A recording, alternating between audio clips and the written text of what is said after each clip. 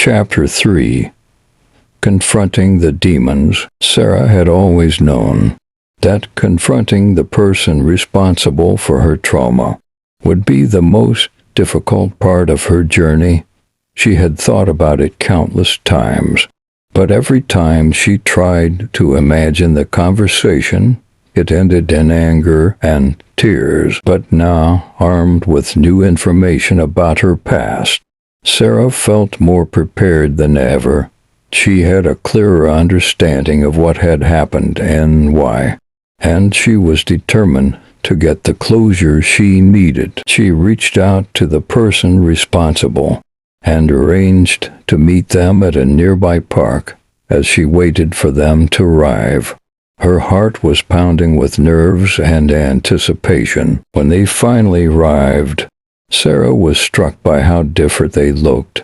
They were no longer the teenage bully she remembered, but an adult with their own struggles and insecurities. The conversation started off tense, with Sarah demanding answers and an apology, but as they talked, Sarah realized that there was more to the story than she had previously thought.